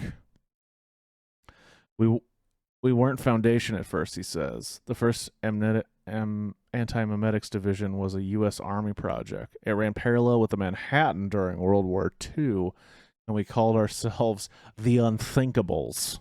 That's kind of Disney Pixar-ish, I think. We're the Unthinkables, secret World War II project. It began as an experiment in advanced propaganda. The objective was to cut through the physical conflict and find a way to rupture the ideological machine, to obliterate the idea of Nazism. After 2 years, enough theory had been developed that the task had been reduced to an engineering problem. After 2 years, another 2 years, an engineering problem had been reduced as well. And we had built what was a very special kind of bomb. Unfortunately, we didn't understand what we'd built back then. Oh. Unfortunately, we didn't understand what we built. Back then, we didn't have the nestics or the shielding that we could use to protect ourselves. We didn't understand how far ahead of you we need to think when you're working with this kind of technology. We got looped. It was textbook. We built the unthinkable bomb and test detonated it, and it worked perfectly. The bomb destroyed itself and erased its own successful detonation, and it flattened all the knowledge which had gone together to build it. We forgot that we ever built the bomb at all and started over. That's pretty funny, actually. That's like some funny, high-level dark comedy shit. We built a bomb to erase the thinking of Nazism, and we detonated it, and we forgot that we built a bomb that would that would destroy the thought of Nazism. That's pretty funny. I don't care who you are. That's pretty high-level humor, at least in my book. The bomb destroyed itself and erased its own successful detonation. It'd be like if you watched Oppenheimer, and after that great scene where they test it for the first time, everyone's like, what are we doing here? Do you remember what we're doing here? That's funny. I really like that. To our credit, we realized pretty quickly what must have happened. There was a 4-year gap in our progress now, and there was no other way to explain it. But by the time we put the pieces together the second time, the war was almost over. The Nazis had been defeated by conventional means, and the Japanese had been broken by the first atomic bombings. So we completed the second anti-mememic bomb, and after that, we sat on it. Marion Wheeler is silent for a long moment. The U.S. Army, she says doubtfully, was secretly developing anti-memic weaponry as early as the 1940s. We sure were, Marnus says, with more than a hint of pride. Of course, there was no one in the whole world that could back this up. That's right, Marnez says, flashing a smile. He hasn't flashed in decades. You only have my word for it. Cute, huh? Still, this is why you resurrected me, isn't it? For the sake of one more good war story? God, I've missed shop talk. I resurrected you because I wanted a very specific question answered. Wheeler says, although I can see that in a way, you've already answered it. The bomb was the means, wasn't it? The old anti-memetics division. The unthinkables. Bombed themselves somehow. That's right. From context, Wheeler goes on, I assume that they knew that they were doing that time. I assume it was not an accident. From context, I assume that they knew what they were doing at the time. I assume it was not an accident. It was not. The displaced half of Marnus's brain is anchored in the 70s now, so the true history of the new original Unthinkables is an open book to him, and he reads. After the war, the second bomb collected dust for years. We began sketching improved designs for a third bomb. But around that time, oversight was starting to flicker out. We completed our research and production objectives and were given no further objectives. Funding became shaky and we couldn't figure out why. It wasn't entirely clear that the project overseers knew what we were doing or even that they remembered we existed. It was a side effect from the research, of course.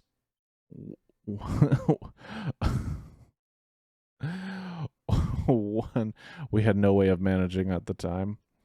In 1951, a cult movement began in Ojai, California. It was wrong. Everything about it was just wrong. In a matter of days, it was a national phenomenon and still growing. It was all over the news. To spread that far in months would have been credible, but days was simply impossible. I'm trying to figure, what are they talking about? We and the team could see the philosophy being behind the cult was unnaturally contagious.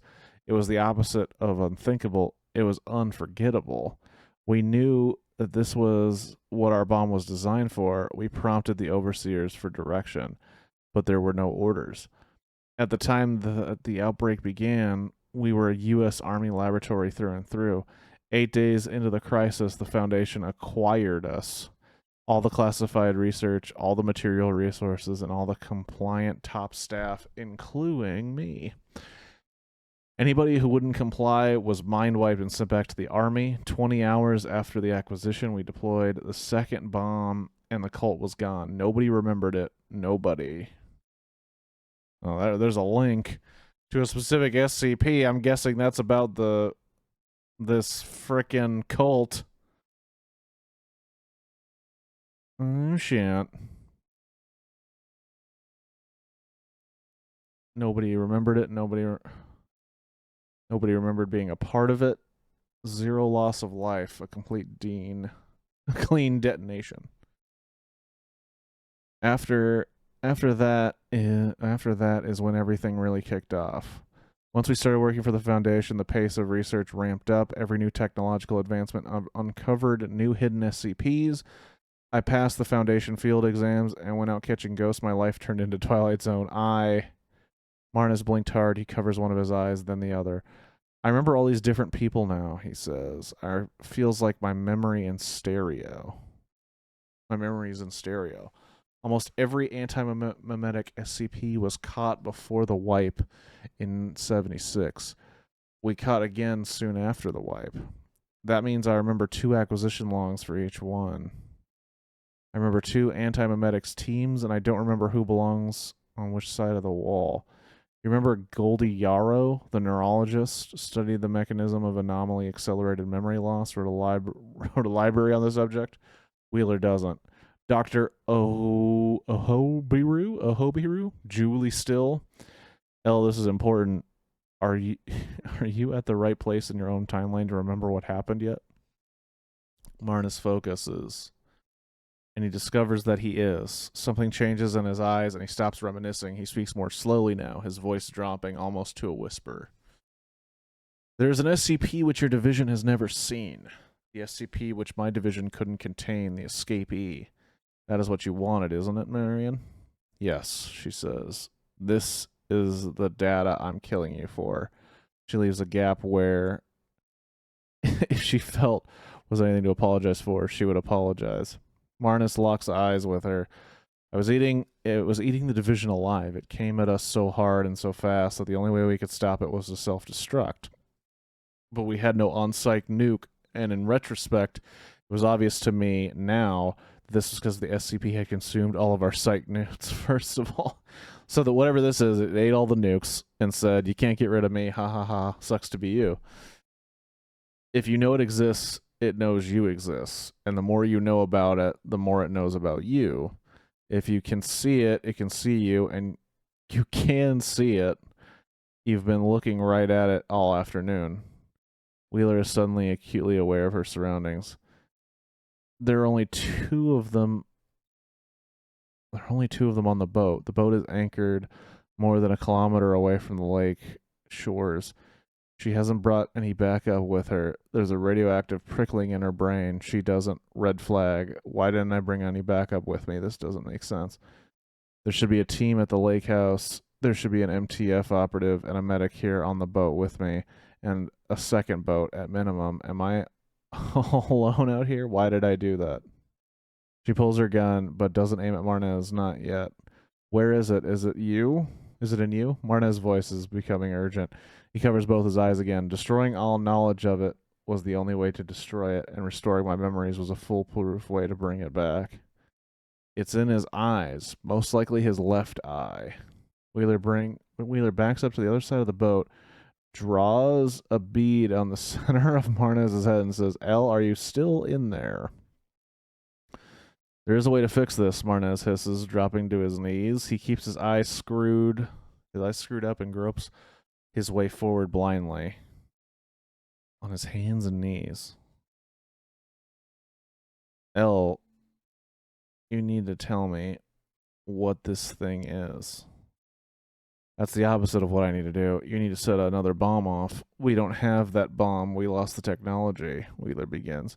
You've always had it. There's an engineering lab in Site 41. You know it. An underground complex the size of a football field in pristine condition and totally disused. Why? Think about it. That's where your bomb's installed. That just sets us back to square one if I set the bomb off, Wheeler says, knowing full well that she is thousands of kilometers from it and can't hope to reach it in time anyway. How do we contain this thing? We won't, Marnus shouts. We can't, ever. Don't you get it? The whole division is looped. We start the division, we run headlong into this thing, and it either eats us or we wipe ourselves out of self-preservation. The idea of anti-memes is as old as forgetfulness itself. Humans have been looping through this problem over and over again since long before the 40s, maybe for centuries. His blindly probing fingers into the metal box, it's too late. As Wheeler watches a waving black pedipalp. Pedipalp? What in the hell is that? Pedipalp? Let's look it up. Oh, pedipalp spider? Oh. Well, those are gross. A secondary pair of forward appendages. Oh, well, that's gross as fuck. Well, I don't want anything to do with that. A waving black pedipalp coated in dark hairs forces its way through Marnus's left eye. Marnus screams.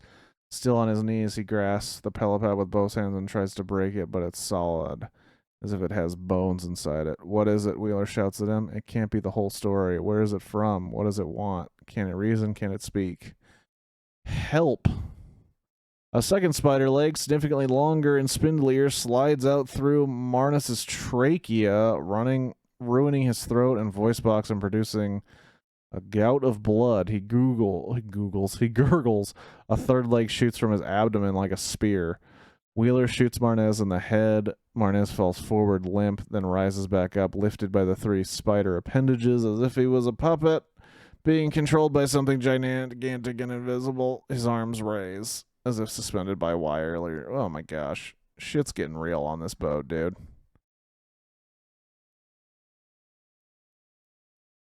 Oh.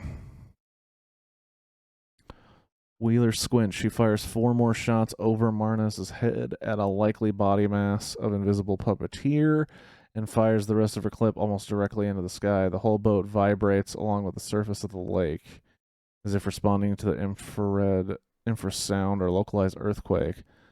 Then the boat shudders violently and starts to lift out of the water, raised by more unseen appendages.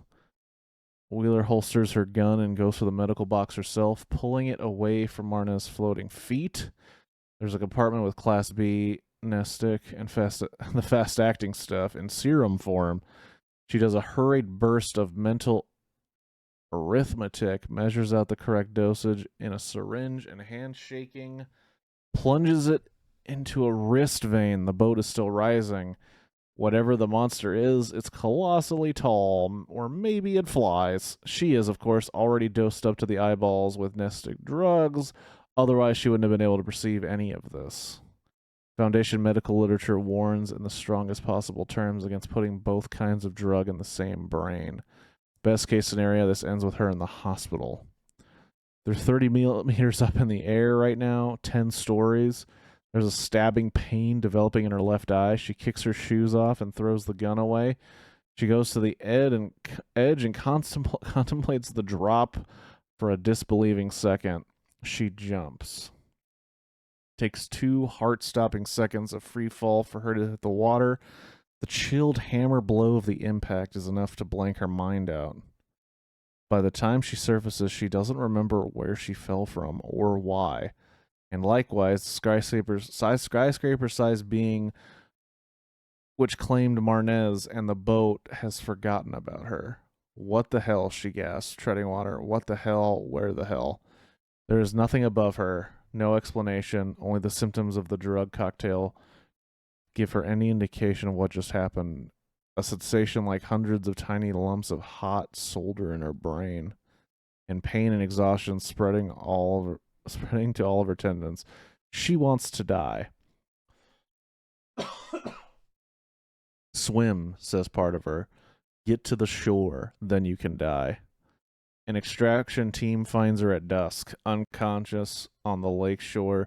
They stabilize her in a helicopter and take her to Site 41 for examination and have her system flushed. She spends a solid 8 days at home detoxifying. No Nestics, no amnestics. No Nestics, no amnestics. No exposure to the dangerous memory-corrupting SCPs. No work visitors, no work. The doctor also tells her pointlessly. It isn't anywhere near the first missing event in Wheeler's life, nor is she the first person in the wow, I keep seeing the word, and I've said it before, and I keep forgetting it. Nor is she the first person in the anti-memetics staff to have such an experience. But the sensation is no less disturbing for its familiarity. As per procedure, she writes a report summarizing everything she could remember. The gap in her memory is about 13 hours. And she adds her report to the extensive complex map of missing time, which the whole division maintains collectively. It is a map of holes, and the map is becoming large enough that very faint patterns are gradually forming. The outline of an enemy is becoming visible, or perhaps a group of enemies. When she quizzes the extraction team later, none of them remember who activated the emergency beacon, which summoned them. In fact, the beacon itself cut out long before they landed at the lake. Wheeler compares the current size of her division with her best estimate of what it should be. Maybe she needs a few more key people here and there. So assuming the division was fully staffed before the event, maybe those empty roles are people who died this time around. Maybe one of them activated the beacon, a commendable act by someone now only known to exist because of the single act. It's weeks later that Wheeler discovers the largest new hole in her memory. Who founded the division and when? That's interesting. It's, yeah, very control-ish. Very, but I think control has a lot less to do. It has more to do with like objects. Like what, like or objects or places. So it'll be something like there's a fridge, like probably one of the more popular parts of Control. There's a fridge, and if someone is present to observe it being a fridge, then it doesn't kill anybody. So they have to have somebody on rotation observing the fridge. But during the game, obviously some crazy shit happens, so the last guy observing the fridge never gets relieved. So he's like sitting there like, I'm about to fall asleep because I've been sitting here for hours and I haven't gotten any food and I'm going to pass out. And when you go to relieve him, you can't get the door open fast enough. He looks away for a second, and then the fridge creature kills him. And then it just locks the room forever so that no one can get in or see what it is. It's a lot of stuff like that. A lot of, like, objects with these crazy properties that turn out to be something else. There's also, like, I remember one is just like, I think it was like a cat clock. I think it was like a cat clock. It was like there was just a room where it was just filled with a cat clock. And it just kept making copies of itself. So the pile of the cat clocks get bigger. Because it got out and just started multiplying. So you find this giant room and it's just filled with cat clocks and more being made. And you're like, well, holy crap. But yeah. If you like this stuff, I recommend Control. And I guess I recommend Alan Wake because they've basically intertwined Alan Wake and Control and have said that what happens in Alan Wake is a Control event, because Control is the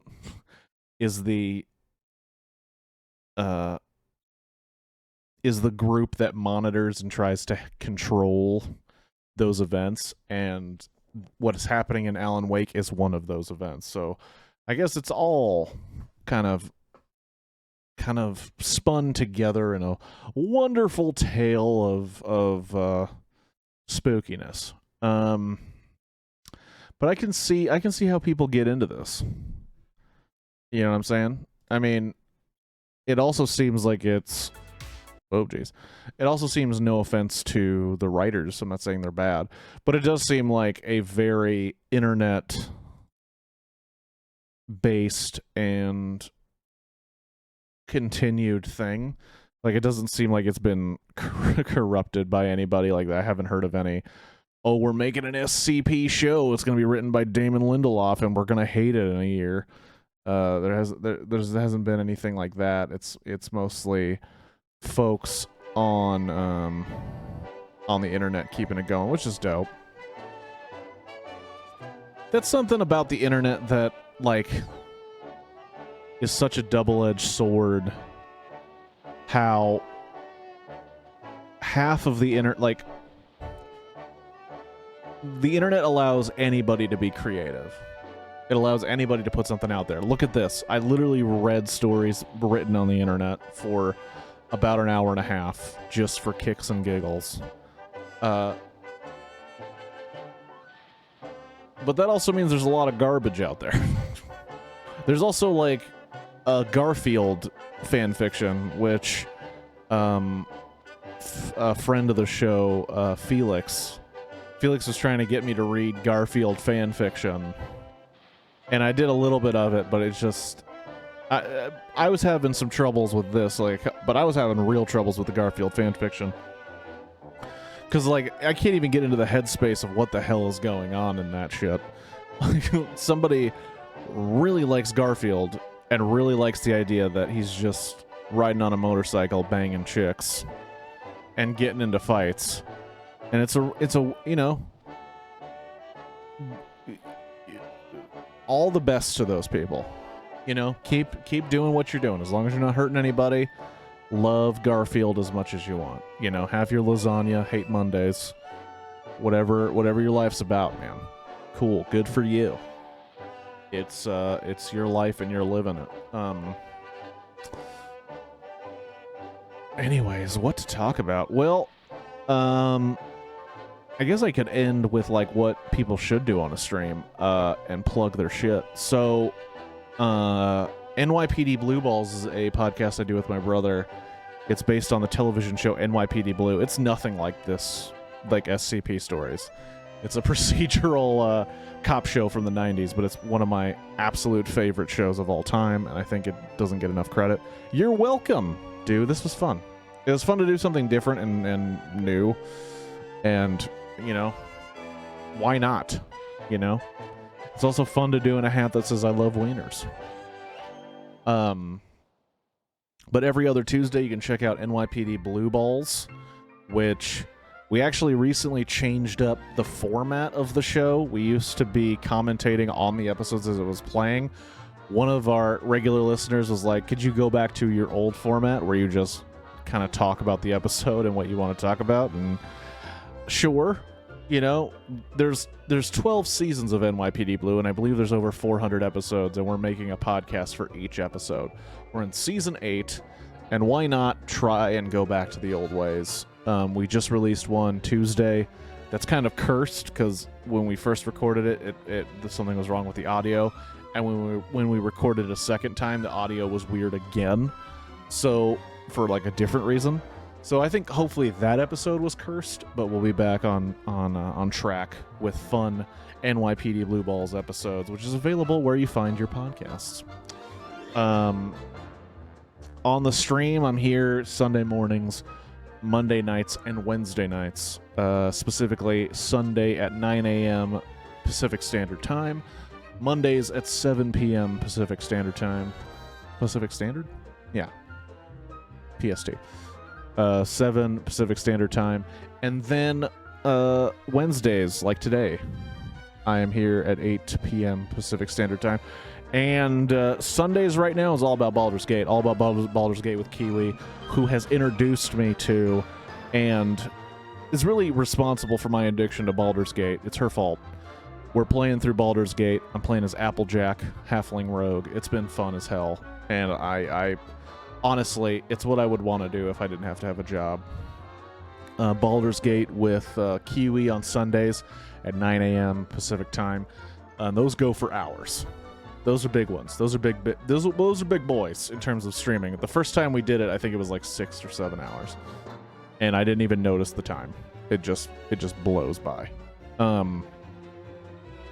Mondays are for movies. I don't know if there's any. I mean, I have no idea if there's new people here. Monday nights are for movies, public domain movies. Watching a different public domain movie every Monday night. I already have the schedule up in the Discord. Movies over the next 3 weeks. I have the movie set for January. And the last movie in January is going to feature Vincent Price in a Western. Super excited about that. I can't wait to watch that thing. And then Wednesdays like tonight are just whatever I feel like doing. Coming up for, I believe, Clip Clap's birthday, we're playing a little West of Loathing. I believe that's the title of the game. I've already gotten it. I'm already set up, ready to go. And on Wednesday nights, I'm going to play West of Loathing, because I hear it's fun and funny, so why not? Other than that, we have a Discord. Kirk Has Glasses Discord. There should be a link down below. Thanks to Do, who thinks much smarter than I do.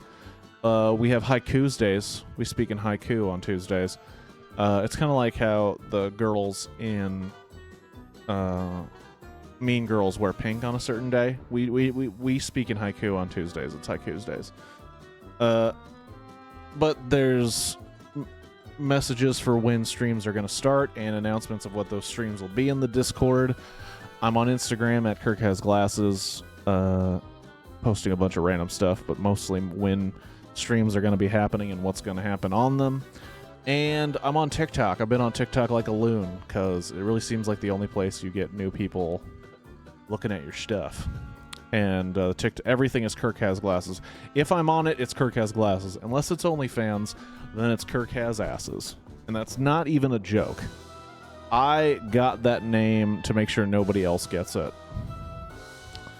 and I got it. So, Kirk Has Glasses anywhere that I'm actually on.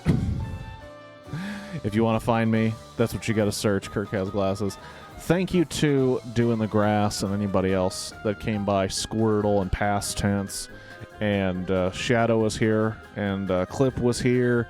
I don't know how long they stayed, but I do appreciate it. This was fun. It's a fun time, and I hope to catch you next time for sure. I don't know what next Wednesday will be. I don't think I'll be reading again. Not because it wasn't fun, but because, yeah. Thank you for letting me inflict this on you. Hey, it was an idea. I didn't hate doing it. I needed something to do, and you delivered, dude. I needed something to do. I'm making puns, and I don't even notice. Gosh. I'm slipping, dude. My pun game is slipping. But yeah. Also, I'm not saying this is definitely what's going to happen.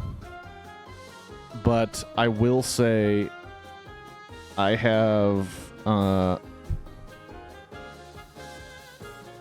noticed a lot of Lego sets that came out this year that have already come out in 2024 that I'm going to need to purchase.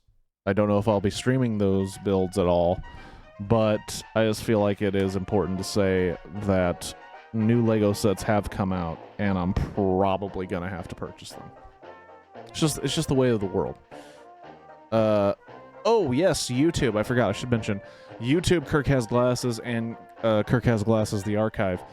Every stream that is allowed, because some things get copyright claimed even though they are public domain.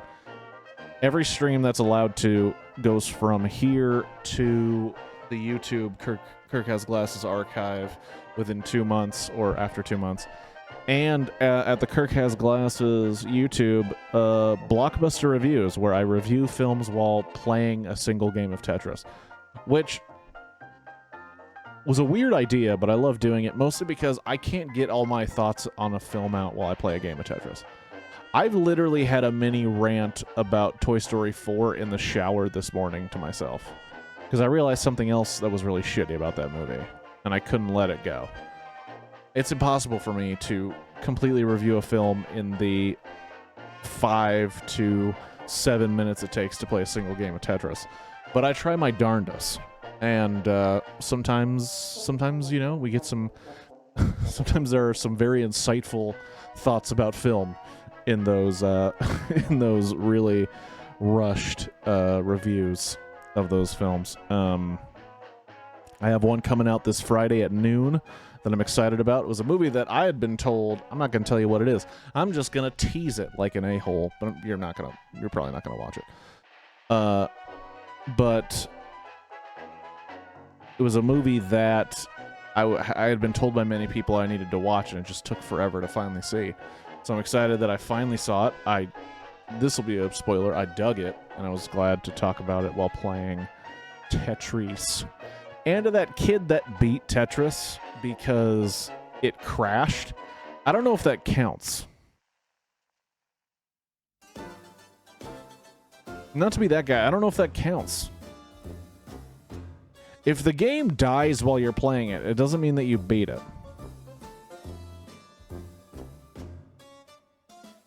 If I'm playing Dark Souls... You're jealous. Past tense, shut up. You know what I'm saying? Like, because I read the same headline. I read the same headline. Kid beats Tetris. And then I read, oh, the kid played Tetris so long, eventually it crashed. And I'm like, is that beating Tetris? Is it? If Tetris was built to go on forever, and you crashed it, did you beat the game? If Guitar Hero crashes when I play Through the Fire and Flames, did I beat the song Through the Fire and Flames? No. No. Whatever. It's a stupid hill to die on. That kid's not watching, and no one cares. I just don't understand how that's the bar. I don't get it. I don't get it.